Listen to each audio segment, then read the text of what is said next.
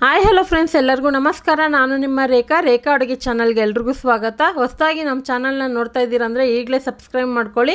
ಬನ್ನಿ, ಇವತ್ತೊಂದು ಡಿಫ್ರೆಂಟಾಗಿ ಆಲೂಗಡ್ಡೆ ಬೀನ್ಸ್ ಹಾಕಿ ಒಂದು ಫ್ರೈ ರೆಸಿಪಿ ತೋರಿಸ್ಕೊಡ್ತಾ ಇದ್ದೀನಿ. ಇದನ್ನು ಅನ್ನ ಸಾಂಬಾರು ಜೊತೆಗೆ ಊಟದ ಜೊತೆಗೆ ನೆಂಚ್ಕೊಳಕ್ಕೂ ಚೆನ್ನಾಗಿರುತ್ತೆ, ಅಥವಾ ಸ್ಟಾರ್ಟರ್ ಥರನೂ ಹಾಗೆ ಸ್ನ್ಯಾಕ್ಸ್ ಥರ ತಿನ್ನೋದಕ್ಕೂ ಸೂಪರಾಗಿರುತ್ತೆ.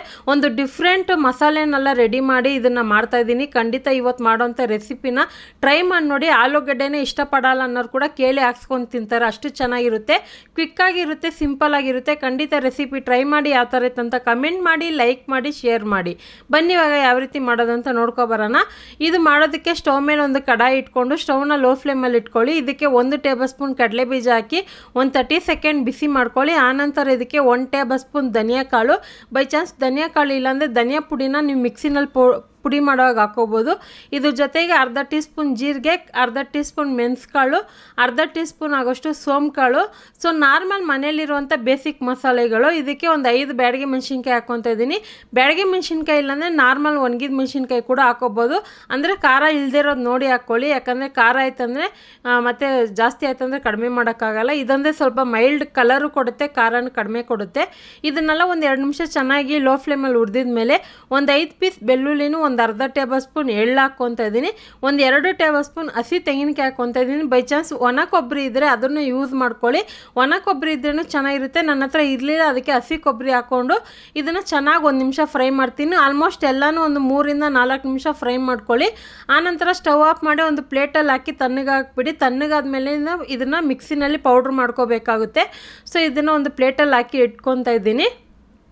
ಇಲ್ಲಿ ನಾನು ಬಂದ್ಬಿಟ್ಟು ಒಂದು 1/4 kg ಆಗೋಷ್ಟು ಆಲೂಗಡ್ಡೆನ ಈ ಥರ ಚಿಕ್ಕದಾಗಿ ಕಟ್ ಮಾಡಿ ನೀರಲ್ಲಿ ಹಾಕಿ ಇಟ್ಕೊಂಡಿದ್ದೀನಿ. ನೀವು ಆಲೂಗಡ್ಡೆ ಎಷ್ಟಾದರೂ ತೊಗೋಬೋದು. ಈಗ ಅದೇ ಕಡಾಯಿಗೆ ಒಂದು 2 ರಿಂದ 3 ಟೇಬಲ್ ಸ್ಪೂನ್ ಎಣ್ಣೆ ಹಾಕ್ಕೊತಾ ಇದ್ದೀನಿ. ಇವತ್ತು ಮಾಡೋಂಥ ರೆಸಿಪಿಗೆ ಯಾವುದೇ ರೀತಿ ನೀರು ಹಾಕೋ ಅವಶ್ಯಕತೆ ಇರಲ್ಲ, ಹಾಗೆ ಎಣ್ಣೆನಲ್ಲೇ ಫ್ರೈ ಮಾಡೋದು ಲೋ ಫ್ಲೇಮಲ್ಲಿ. ಇದಕ್ಕೆ 1/4 ಟೀ ಸ್ಪೂನ್ ಸಾಸಿವೆ, ಹಾಗೆ ಒಂದು ಅರ್ಧ ಟೇಬಲ್ ಸ್ಪೂನ್ ಕಡಲೆಬೇಳೆ, ಒಂದು ಅರ್ಧ ಟೇಬಲ್ ಸ್ಪೂನ್ ಉದ್ದಿನಬೇಳೆ ಹಾಕ್ಕೊತಾ ಇದ್ದೀನಿ. ತುಂಬಾ ಸೂಪರಾಗಿರುತ್ತೆ. ಆಲೂಗಡ್ಡೆ ಜೊತೆ ತಿನ್ನೋವಾಗಿದ್ದು ಒಂದೊಂದು ಬಾಯಿಗೆ ಸಿಗುತ್ತಲ್ವ, ಆ ಟೇಸ್ಟೇ ಡಿಫ್ರೆಂಟ್ ಆಗಿರುತ್ತೆ. ಇದ್ರ ಜೊತೆಗೆ ಚಿಕ್ಕ ಸೈಜದ್ದು 2 ಈರುಳ್ಳಿ ಹಾಕ್ಕೊತಾ ಇದ್ದೀನಿ. ದೊಡ್ಡದಾದರೆ 1 ಹಾಕ್ಕೊಳ್ಳಿ. ಈರುಳ್ಳಿನ ನೀವು ಯಾವ ಥರ ಆದರೂ ಕಟ್ ಮಾಡಿ ಹಾಕ್ಕೋಬೋದು, ಇದೇ ಥರ ಕಟ್ ಮಾಡಬೇಕಂತೇನಿಲ್ಲ. 1 ಕಡ್ಡಿ ಕರ್ಬೇವಿನ ಸೊಪ್ಪು ಹಾಕ್ಕೊಳ್ಳೋಣ. ಹಾಗೆ ಇವಾಗ ಕಟ್ ಮಾಡಿರೋಂಥ ಆಲೂಗಡ್ಡೆನ ಹಾಕ್ಕೊತಾ ಇದ್ದೀನಿ. ಸೊ ಆಲೂಗಡ್ಡೆ ಕ್ವಾಂಟಿಟಿ ನೀವು ಎಷ್ಟಾದರೂ ತೊಗೋಬೋದು. ಹಾಗೆ ನಮ್ಮ ಚಾನಲ್ನ ಹೊಸದಾಗಿ ನೋಡೋರಿಗೆ ಒಂದು ಏನು ಹೇಳ್ತಾ ಇದ್ದೀನಿ ಅಂದರೆ, ನಿಮ್ಗೆ ಯಾವ ಥರ ರೆಸಿಪಿ ಬೇಕಂತಲೂ ಕಮೆಂಟಲ್ಲಿ ತಿಳಿಸಿ. ಯಾಕಂದರೆ ತುಂಬ ಜನ ಕಮೆಂಟ್ ಓದ್ತಾ ಇದ್ದೀನಿ, ನಾನು ಸರಿಯಾಗಿ ರೀಪ್ಲೈ ಕೊಡೋಕ್ಕಾಗ್ತಾಯಿಲ್ಲ, ಟೈಮ್ ಇದ್ದಾಗ ಕೊಡ್ತಾಯಿದ್ದೀನಿ. ಯಾಕಂದರೆ ರೇಖಾ ಟ್ಯಾಲೆಂಟ್ ಚಾನಲ್ ಕೂಡ ನಾನು ಮುಂದುವರಿಸ್ತಾ ಇದ್ದೀನಲ್ಲ, ಹಂಗಾಗಿ 2 ಚಾನಲಿಂದ ನಂಗೆ ಟೈಮ್ ಸಾಕಾಗ್ತಾಯಿಲ್ಲ. ಸೊ ಆದಷ್ಟು 2 ಚಾನಲ್ಗೆ ಸಪೋರ್ಟ್ ಮಾಡಿ. ರೇಖಾ ಟ್ಯಾಲೆಂಟ್ ಚಾನಲಲ್ಲಿ ವ್ಲಾಗ್ ಹಾಕಿದ್ದೀನಿ, ಮನೆ ವ್ಲಾಗೆಲ್ಲ ಹಾಕಿದ್ದೀನಿ, ನೋಡಿ. ಇಷ್ಟ ಆಯ್ತಂದರೆ ಸಬ್ಸ್ಕ್ರೈಬ್ ಮಾಡ್ಕೊಳ್ಳಿ, ಲೈಕ್ ಮಾಡಿ, ಶೇರ್ ಮಾಡಿ. ಈಗ ಇದಕ್ಕೆ ಉಪ್ಪು ಹಾಕಿದ್ದೀನಿ. ಉಪ್ಪು ಹಾಕಿದ ಮೇಲೆ ಲೋ ಫ್ಲೇಮಲ್ಲೇ ಒಂದು 3 ನಿಮಿಷ ಫ್ರೈ ಮಾಡ್ಕೋಬೇಕಾಗುತ್ತೆ. ಆವಾಗವಾಗ ಸೌಟಿಂದ ತಿರುಗಿಸ್ಕೊಡಿ, ಯಾಕಂದರೆ ಇದಕ್ಕೆ ನೀರು ಹಾಕೋದಿಲ್ಲ ಮತ್ತು ಚಿಕ್ಕದಾಗಿ ಕಟ್ ಮಾಡಿರೋದ್ರಿಂದ ಇದು ಬೇಗನೆ ಕುಕ್ ಆಗುತ್ತೆ. ಇವಾಗ ಇದಕ್ಕೆ ನಾನು ಅದು ಫ್ರೈ ಆಗೋಷ್ಟರಲ್ಲಿ ಇನ್ನೊಂದು 2 ನಿಮಿಷ ಫ್ರೈ ಆಗೋಷ್ಟರಲ್ಲಿ ನಾವೇನು ಹುರಿದಿಟ್ಟಿದ್ರೋ ಮಸಾಲೆಗಳನ್ನ ಅದನ್ನು ಮಿಕ್ಸಿ ಜಾರ್ಗೆ ಹಾಕ್ಕೊಂಡು ಇದನ್ನು ಜಸ್ಟ್ ತರ್ತರಿಯಾಗಿ ರುಬ್ಕೋಬೇಕಾಗುತ್ತೆ.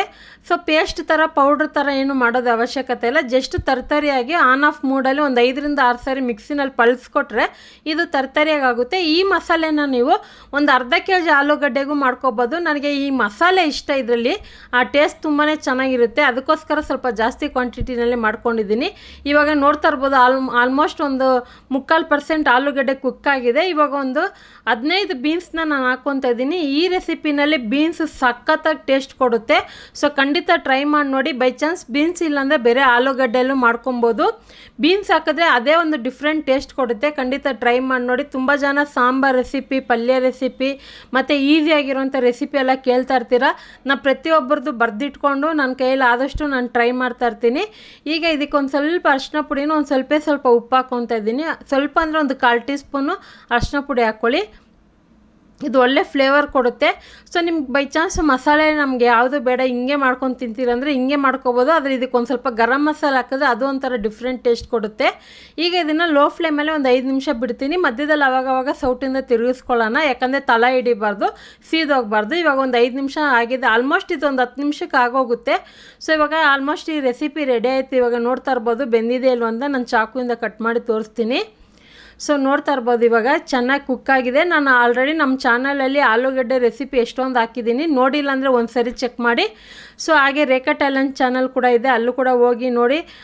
ಕೆಲವೊಂದು ಕ್ರಾಫ್ಟ್ ಆಗಿರ್ಬೋದು, ಟಿಪ್ಸ್ ಆಗಿರ್ಬೋದು, DIY ಕ್ರಾಫ್ಟ್ ಆಗಿರ್ಬೋದು ಅದೆಲ್ಲ ಹಾಕಿರ್ತೀನಿ.